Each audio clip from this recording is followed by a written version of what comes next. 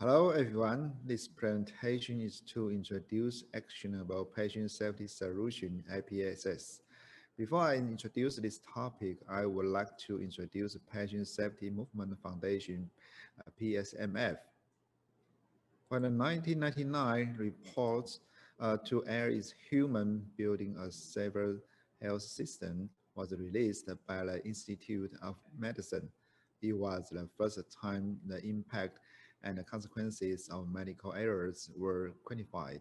Latest data are the cause of over 250,000 preventable patients deaths in the United States hospital each year and 4.8 million globally. The third leading cause of death in the United States behind heart disease and cancer. The 14th leading cause of death globally, more than TB, malaria, and HIV combined, and the impact of medical errors on healthcare in the United States alone is as high as 958 billion per year.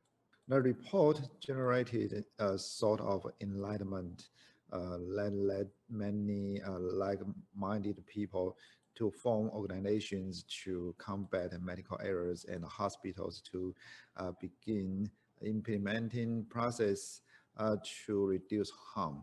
Giuliani, founder and chairman of the Patient Safety Movement Foundation, floored by the alarming statistic that 98,000 Americans were dying from preventable causes in hospitals, began to ask questions and track what was being done in the United States to reduce these unnecessary deaths.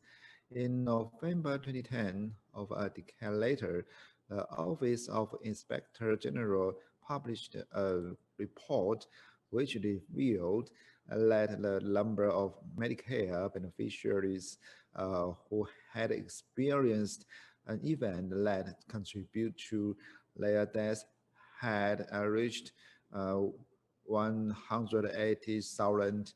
Kenny realized that the problem was not getting better, rather it was growing rapidly.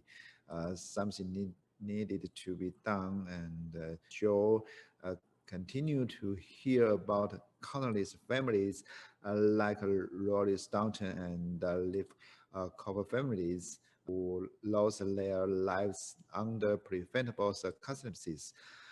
These stories helped fuel the mission of lethal preventable deaths, a bold but necessary goal that the foundation believes in wholeheartedly because one preventable patient death is one too many.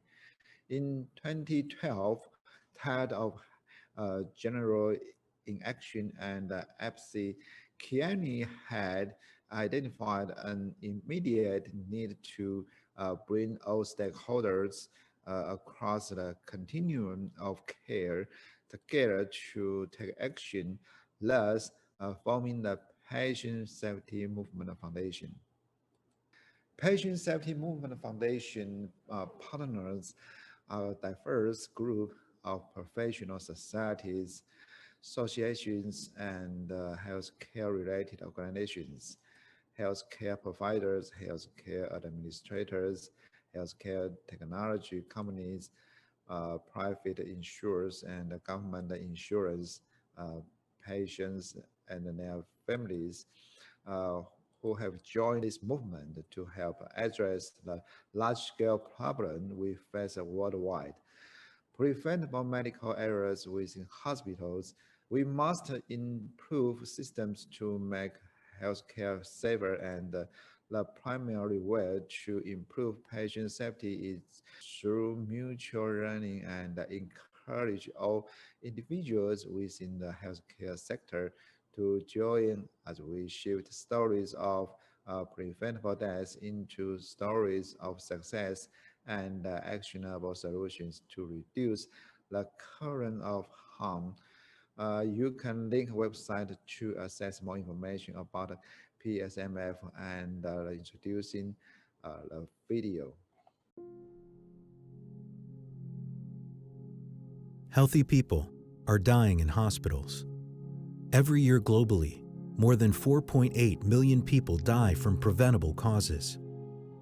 Preventable deaths in hospitals are the third leading cause of death in the U.S., behind heart disease and cancer. And this problem isn't just measured in human lives. The social cost of in-hospital adverse events is estimated to be between 18 and 45 cents of every dollar spent on U.S. healthcare. That means of the $3.5 trillion spent on healthcare in 2017, medical errors account for $1.44 trillion. This all may feel unsettling, but there is hope. We are the patient safety movement, and we've made a commitment to drop the number of patient deaths by preventable causes to 0 by 2020 by unifying the healthcare ecosystem and implementing a commitment-based movement, actionable patient safety solutions, and an ecosystem for predictive algorithms through data sharing. We can, together, eliminate preventable deaths and dramatically reduce the cost of healthcare worldwide. Last year, we reported 81,533 lives saved by committed hospitals. And this year, we're excited to report that 90,146 lives have been saved by hospitals that have taken action. And with your help, we can get to 0. But we must act quickly, as we're going to need everyone to lead us to 0. We're going to need policymakers to create incentives for change, healthcare technology companies to sign the Open Data Pledge, and healthcare providers to implement proven processes such as APSS to save lives, so that patients survive and families don't have to mourn their loved ones. Your commitment could make all the difference for her family, his family, their family, and your family.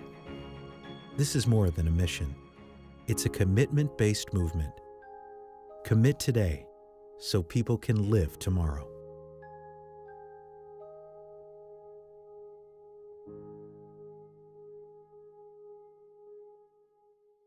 The Patient Safety Movement Foundation vision is zero preventable patient deaths by 2030. The Patient Safety Movement Foundation mission is focusing on eliminate preventable harm and death in healthcare across the world by creating a sense of urgency and unifying humanity. Nine strategic goals. The first is prioritizing safety with patients at the center. Number two, promoting dignity, compassion, and respect in healthcare. And number three, aligning everyone who influences or is touched by healthcare. Number four, uh, promoting transparency. Number five, realigning incentives to achieve safer care. Number six, informing caregivers, patients, and families about patient safety. Number seven, identifying the preventable causes of patient harm and death, and then create and freely share actionable solutions, APSS, to mitigate them. Number eight, driving the implementation of actionable patient safety solutions. Number nine, asking healthcare technology companies to share data to create a patient data superhighway. PSMF impact to death 2020. Hospitals committed to zero preventable deaths 4,793 lives saved annually by committed hospitals 93,276. um, healthcare technology companies that have signed the Open Data Pledge 92. rather than targeting only individuals, disease, or populations for improvement projects. True progress demands building a solid foundation of reliability first, which has to include a patient-centered culture of safety, a holistic, continuous improvement framework, an effective model for sustainment. Without all three components established and intervened, the organization's improvement efforts in any specific population will be unsuccessful. In order to help healthcare organizations make this happen free of charge by expanding APSS to introduce not only the evidence-based best practice summaries from our past, but also solutions to help organizations integrate them into existing process. A person-centered healthcare system must approach improvement through the eyes of the patient and the family. To address needs, APSS are grouped in the same head-to-toe manner, just as would be experienced in a patient care environment. The language that patients would use to describe their healthcare related issues, such as problems with their head, chest, belly, and the body aligns with the professionals who should be involved in the related performance improvement initiative. Organizations must have a strong foundation before reliable systems of care can be established for specific populations. The fundamental APSS can be used to create the cultural change needed to support ongoing population-specific improvement. This grouping is designed to optimize improvement plan success by centralizing all the professionals involved in providing care for a specific population from the start. There are 23 actionable patient safety solutions released from Patient Safety Movement Foundation. Fundamental one, creating a foundation for safe and reliable care. Foundational two, person and family engagement. Foundation three, handoff communications. Foundational four, patient safety curriculum. Head one, mental health. Head two, post-operative delirium in older adults.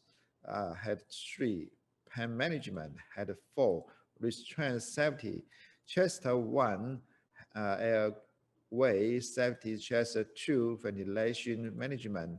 Chest three, embolic events, venous thromboembolism, air embolism. Chest four, cardiopulmonary emergencies, optimal resuscitation, failure to rescue, monitoring for opioid-induced depression. Chest five, patient blood management, anemia, and transfusion. Belly one, enteral tube safety, gastric feeding and drainage tube placement and purification. Belly two, blood glucose management. Belly three, obstetric safety, postpartum hemorrhage, preeclampsia, reducing unnecessary C-sections.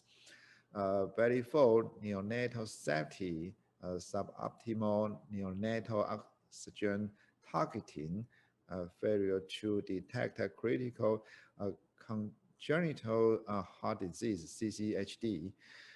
Body one, healthcare associated infections, hand hygiene, uh, catheter-associated urinary tract infections, surgical site infection, ventilator-associated pneumonia, CDI, central line associated bloodstream infections. Uh, Body 2, early detection of sepsis. Body 3, safe surgery. Body 4, prevention of skin breakdown. Body 5, force and mobility. Body 6, medication management, medication errors, antimicrobial stewardship, improve the prevention of severe uh, hypoglycemia, pediatric adverse drug events, standardizing, and safeguarding medication administration. We take fundamental number one, creating a foundation for safe and reliable care as an example to show the guide gives actions and resources for creating and sustaining a culture of safety throughout our healthcare organization. In it, you will find an elective summary checklist, leadership plan, action plan, measuring outcomes. All APSS topics following this structured content to guide how to implement. A collective summary checklist, achieving and sustaining a culture of safety will require transformational change throughout your organization. uh, all leaders of your organization, especially the executive leaders and the board of directors, must own and lead the changes needed. The two primary leadership activities are to encourage accountability and ensure transparency throughout the organizations. Use this checklist to help you optimize your actions and measure your organization's progress in each area. Executive summary checklist encourage accountability, implement a leadership plan that ensures healthcare governance, and senior leadership are committed and actively involved in supporting safety and quality activities. Build trust, reject intimidating behavior that suppresses reporting, address concerns in a timely manner, communicate with the staff about improvements and lessons learned, set a goal of zero incidents of preventable harm, but make clear leadership understands that some mistakes are inevitable.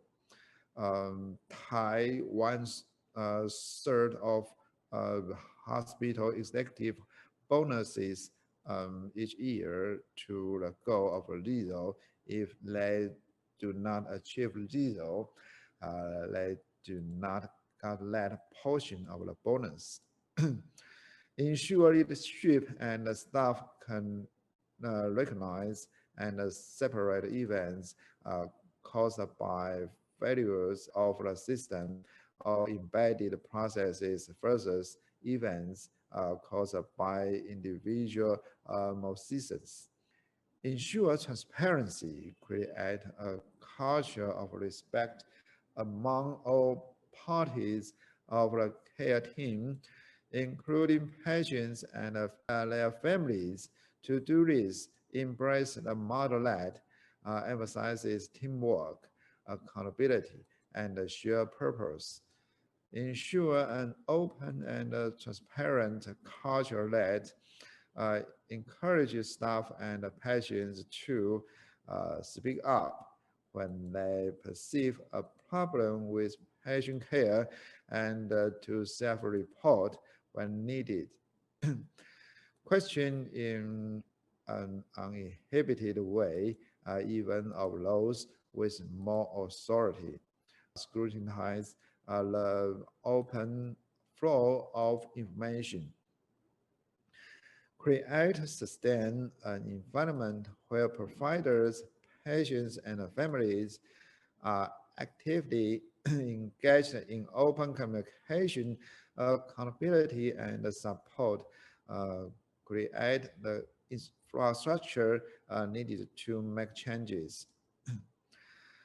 Clearly defined requirements to maintain trust, accountability, identification of unsafe conditions, strengthening of systems, and continuous assessment and improvement of the safety culture. Create an infrastructure that provides training, staffing, budget, and um, electronic reporting system, oversight committees, and regular updates to board level committees. This infrastructure should include a patient and a family advisory committee. Executive summary checklist use a change management tool to implement process improvements and support safety behaviors in daily practice. It should ensure acceptance, accountability, and sustainability of the changes, track and record data. Use survey tools such as the free HRQ survey on patient safety culture and safety attitudes questionnaire survey to identify area for improvement and to track your progress. Implement an electronic instant reporting system that allows for anonymous reporting, tracking, trending, and respond to aggregate safety data. Create a reliable means to capture and analyze good catches and near miss. When there is an unexpected outcome, including if a preventable medical error causes patient harm, address it with open disclosure among the healthcare team, patient, and family. Resolve the outcome promptly. Use the candor communication and the optimal resolution approach. Implement thorough and memorable internal branding, such as through posters and staff emails to keep safety expectations and behaviors top of mind throughout your organizations. Celebrate success and the process toward zero preventable harm. Use patient stories in written, video, and in-person formats to identify gaps and inspire change in your staff.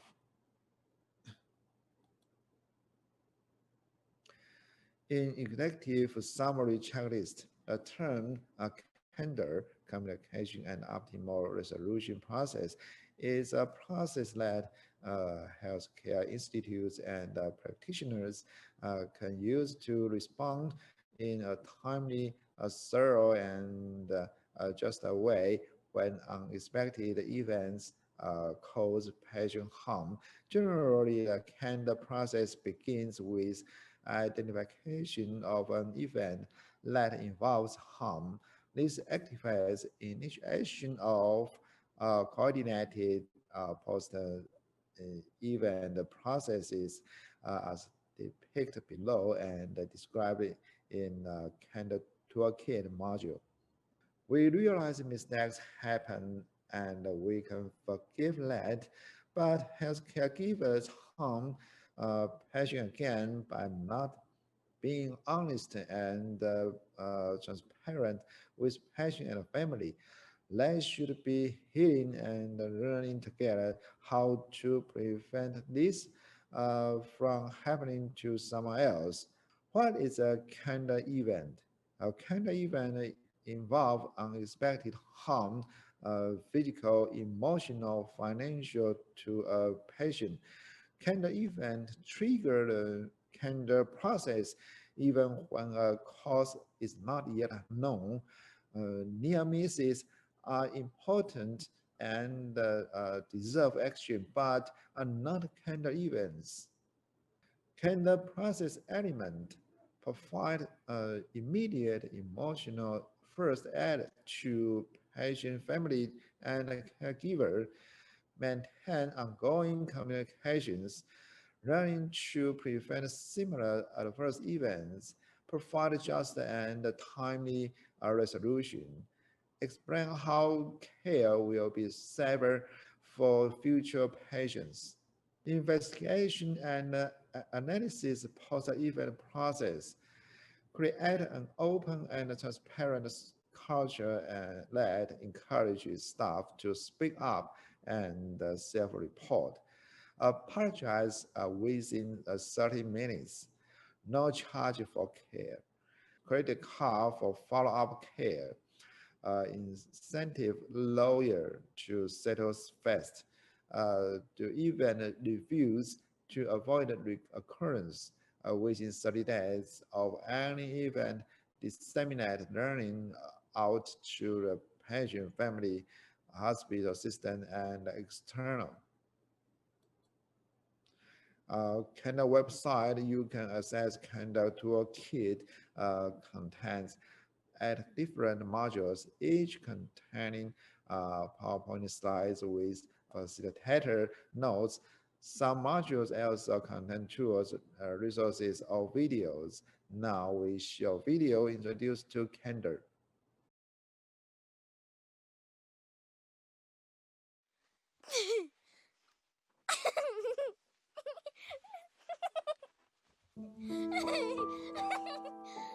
I have a beautiful blonde hair, blue-eyed 9-year-old daughter who is a quirky little girl, contagious laugh, funny, avid reader, and she was a blooming artist and an athlete, and she's no longer with me anymore. She died of medical errors. She got a hospital-acquired infection. She was a classic case of failure to rescue, where all the signs were there and that she was deteriorating and no one did anything. At any one time, 1 in 25 hospitalized patients has a healthcare-associated infection, or HAI. About 75,000 hospital patients with HAIs died during their hospitalization. In the case of Carol's daughter, Alyssa, the hospital's response was less than optimal.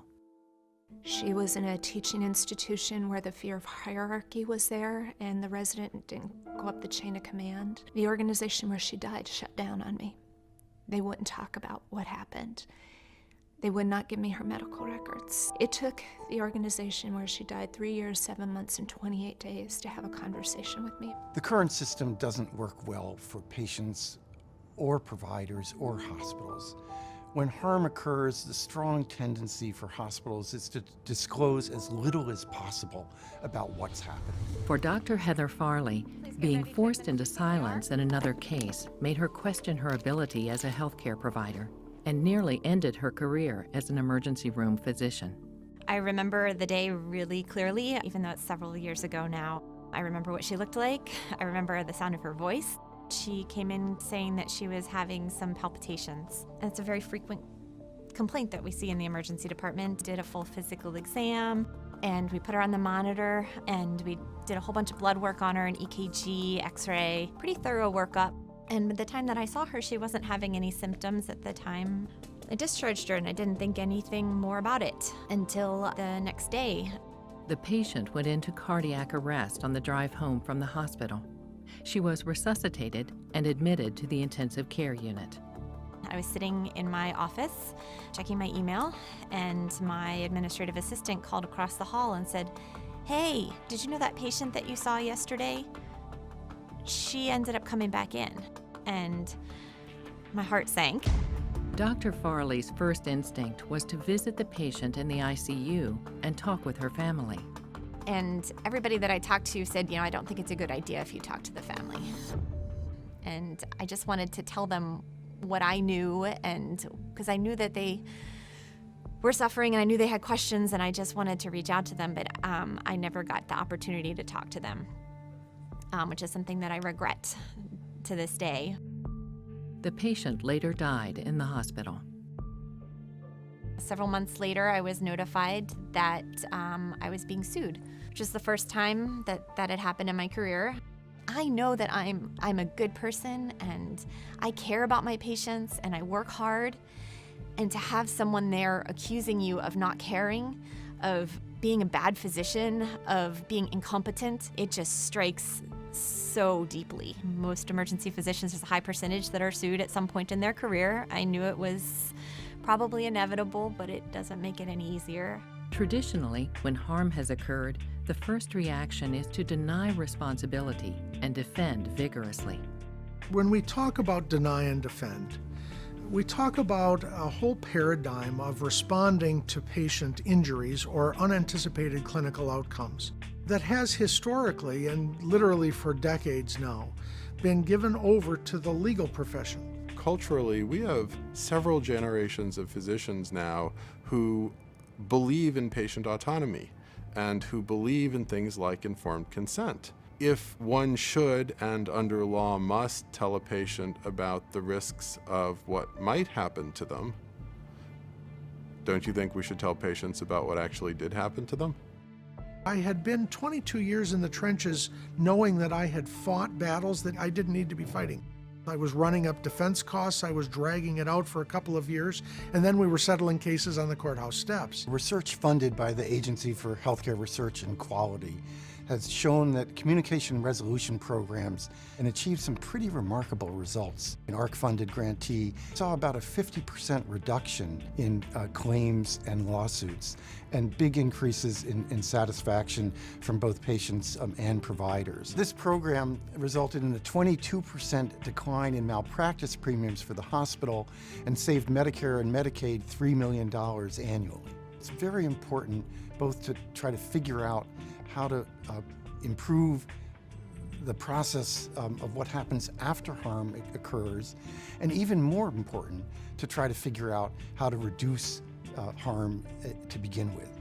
And it is clear from the evidence that we have generated that the implementation of communication resolution programs can be successful in achieving both of these goals. Communication and Optimal Resolution Process, or CANDOR. The CANDOR process is a simple plan, and hospitals should have it ready to go whenever a patient is harmed during a stay. First, provide emotional first aid immediately to the patient, the family, and the caregiver, and maintain communications with them as your understanding of the cause of that harm event grows. Learn to prevent similar events from happening in the future. And finally, make things right with the patient and explain what you're doing to ensure that care will be safer for future patients as a result of this experience. The topic of resolution is integral to the entire idea of this model. Resolution is a proxy, and it's not always money. It sometimes speaks to our credibility. It sometimes speaks to how earnest we are in terms of an apology. It tends to help people find justice in the whole approach. One of the misconceptions about the CANDOR process is that it's just a big mea culpa every time something goes wrong. The real truth of this approach has little to do with the malpractice part of it. It has everything to do with reconnecting a sense of accountability for the clinical outcomes that we have. At its core, it is literally as simple as saying we're not going to push things to lawyers when we haven't exhausted the notion that maybe there's a clinical explanation, maybe this is way more important to the key mission of healthcare in general. When patients have been harmed during a hospital stay, we can't always undo the harm that's occurred, but we can change the way we respond. CANDOR urges transparency from the beginning, teaching providers to be honest to rebuild trust. In every hospital system, there's at least 3 different parts to the equation of resolution. There's the folks in the trenches who have to deal on a very personal level with patients' expectations, both for the sharing of information and at some point for compensation. But there's typically an insurance office or sometimes a commercial insurer. And then there's the legal office, the folks who have to pick up the pieces if the effort at pre-suit litigation doesn't work. In order to employ this model in a sensible way and in its most effective way, there must be trust between all 3 components. I think our healthcare system is largely designed now, rightfully so, to continuously improve, and prompt and early communication certainly helps to do that. It reduces the worry, it reduces the concern of the patients and their family.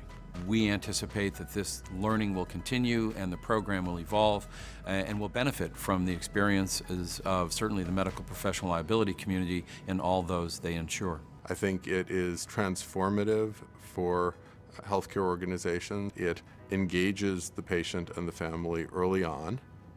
It doesn't regard error disclosure as a single event, but instead it opens a conversation. The only way for an organization to learn is to show the failures and say, we are fallible, but we're going to learn about this, we're going to tell you about it, so that all of us together can make the system better. The candor process is a wonderful entree to meaningful quality improvement, to healing the caregivers when bad things happen. One error is too many, and its impact on the patient and loved ones can be devastating.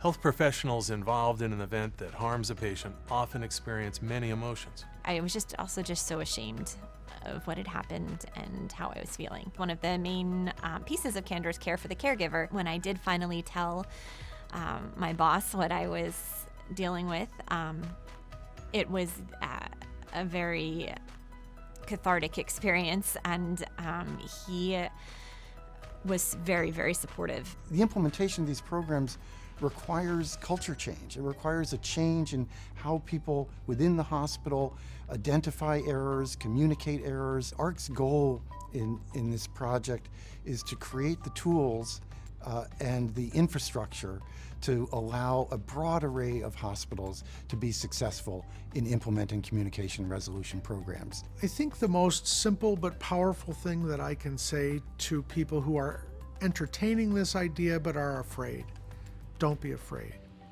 Don't forget why you came into healthcare, whether you're a lawyer or whether you're a doctor or a nurse in the trenches. Move forward in this approach with the confidence that the greater rewards will more than offset any fear that you have in trying it. Start small, build confidence and build expertise in this space. The real truth is that this approach taps such basic human needs that it works in Tokyo, it works in London, it works in Stockholm, and it will work everywhere in this country. Just don't be afraid.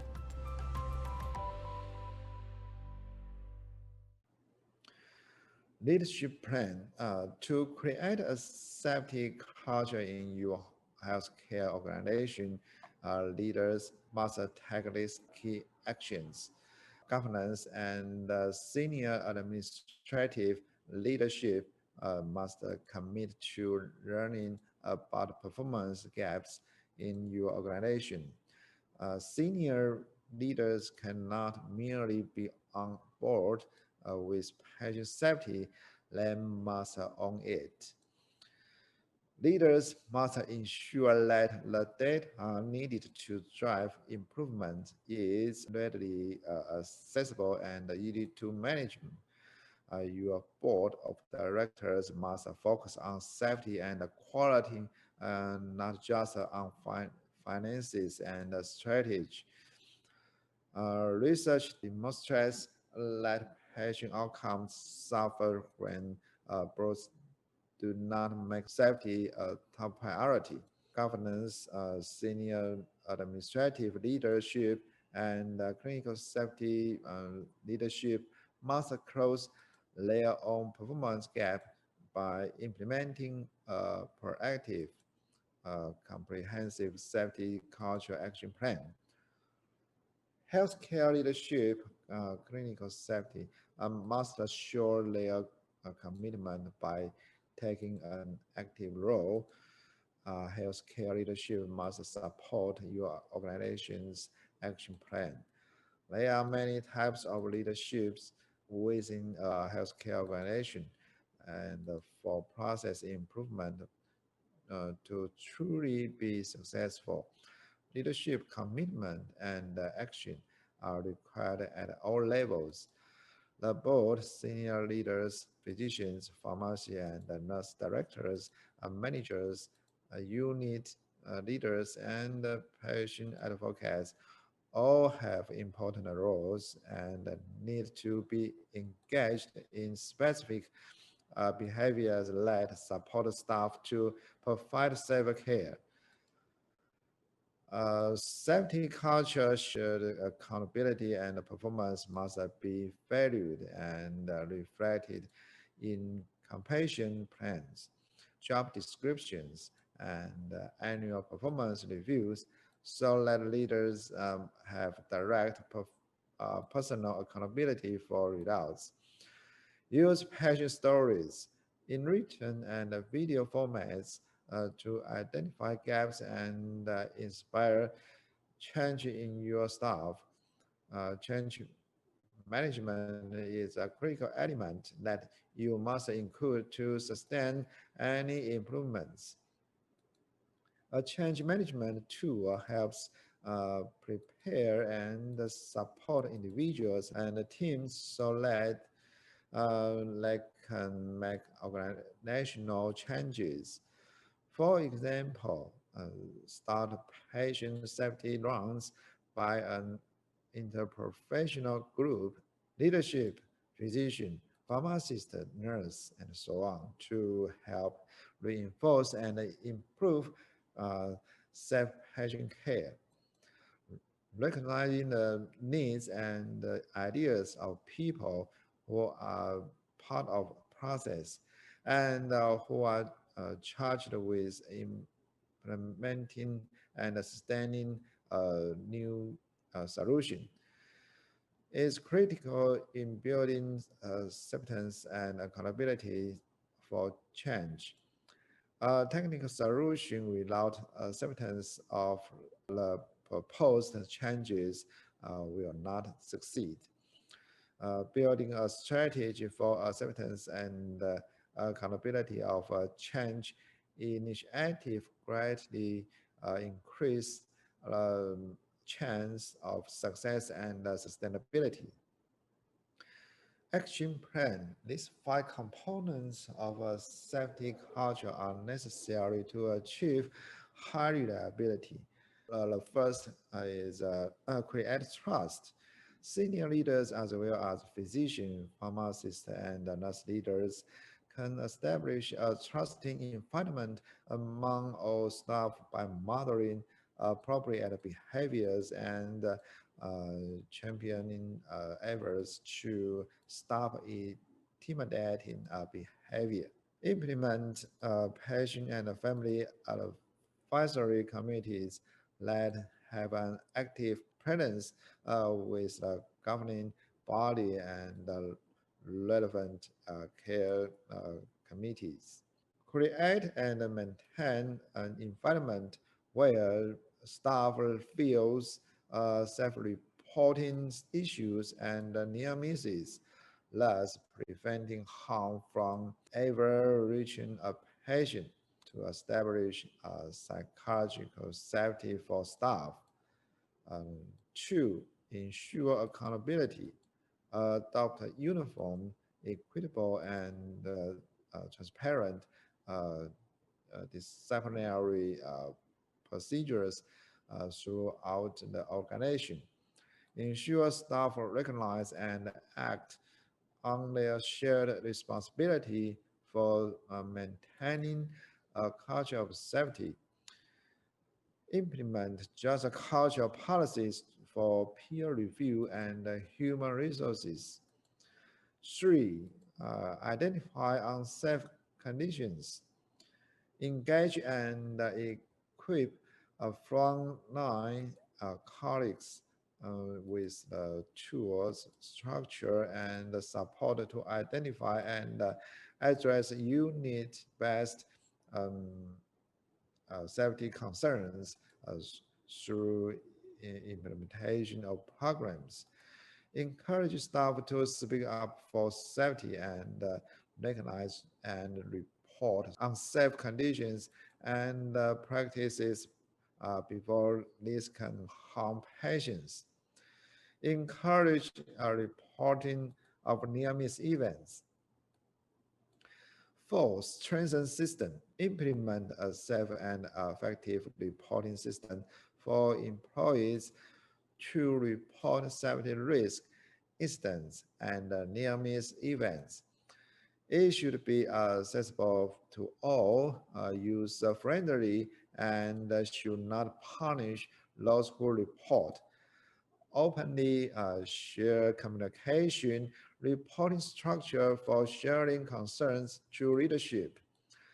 Collect and review data about common causes found when investigating harm events and near-miss events. Use them to identify which systems are most in need of process improvements.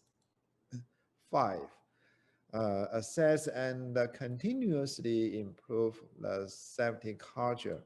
Recognize that employees and providers do not purposefully commit errors, and that most errors are failures of complex systems and processes. Maintain a non-punitive, blame-free but accountable philosophy within your organization. Stated standard. Make it clear that both patient and worker events and incidents are preventable. Initiate a good catch program to increase capture events. Measuring outcomes, safety is not only the absence of events, it is a presence of resilient processes. In multiple sections, this APSS emphasizes the need for trust, communications, and the use of a reporting system for organizational learning. We mentioned the importance of reporting low thresholds, good catches, and safety around data, and also the need for feedback on data collected to be more proactive and identify precursor conditions and behaviors. Other metrics should be considered, such as employee engagement in reporting by group. For example, percentage of staff reporting instance, good catches each month, low threshold reporting. For example, ratio of low severity reports versus high severity. Feedback provided to originator. For example, number of reports discussed in individual feedback or group trends reports. Improvements made, for example, time elapsed since last reportable event and survey scores versus last culture survey.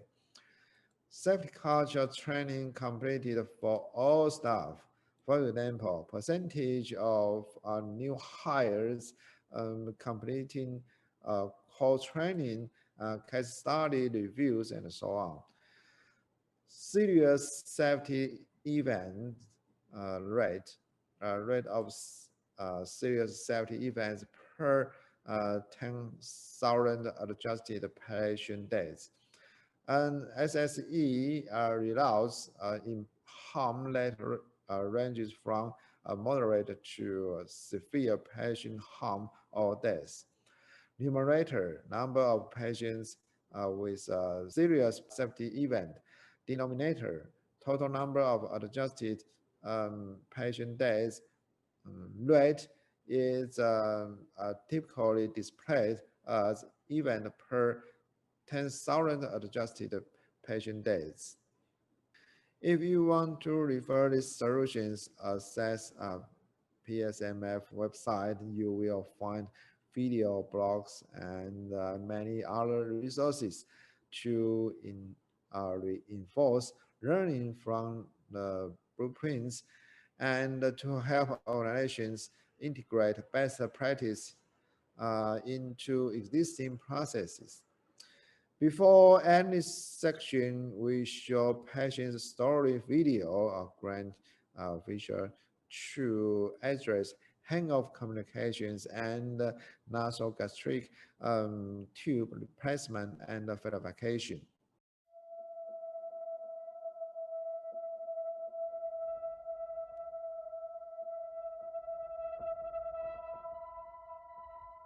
When I was 18 weeks pregnant, they discovered he actually had a heart defect. And so we knew when he was born he would be going into heart surgery. It was a big sense of relief when they said, he did great. The nurse went to put in a feeding tube and put it in through his nose, and she started to struggle, and his color seemed paler, and he started blowing bubbles. And when we brought it up to the nurse, she came in and looked at him and just said, well, he's just a fussy baby. I did tell her that, the nurse previously struggled and had to put it under x-ray. And I felt a little dismissed when she was telling me, well, I've done this for 20 years and it should be fine.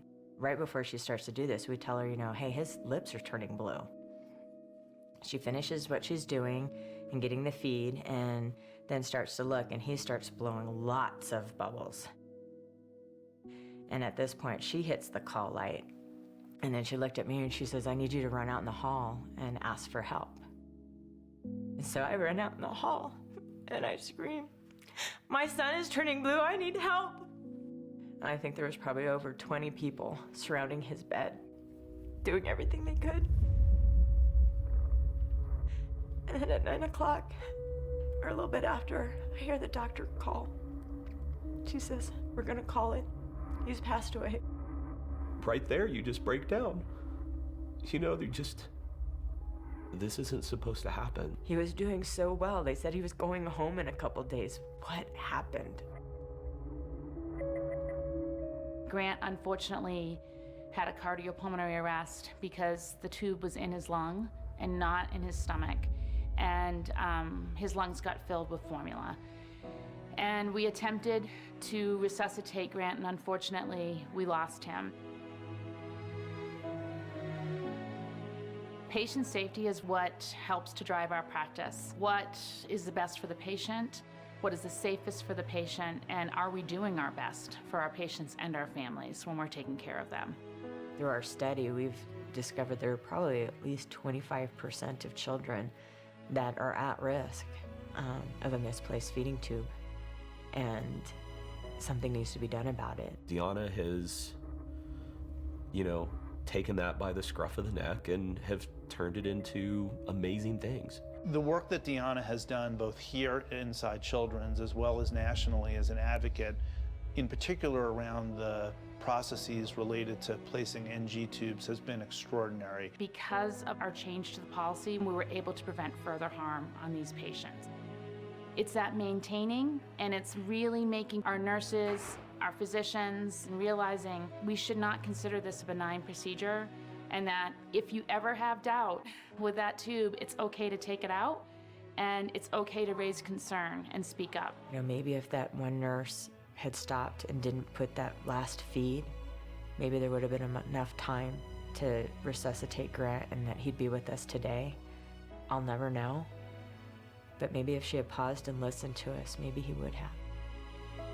I see that parents appreciate that. And a lot of times parents will say to us, we're not happy about what happened, but we're very thankful that you were honest with us. Having that trusting, transparent relationship is the key to having good care of anybody, whether it be a child, a family, or an adult. No one comes to work wanting to harm any patient or family, but it calls us to do better. And I really feel this work has really highlighted that in our institution, is we knew that we could do better.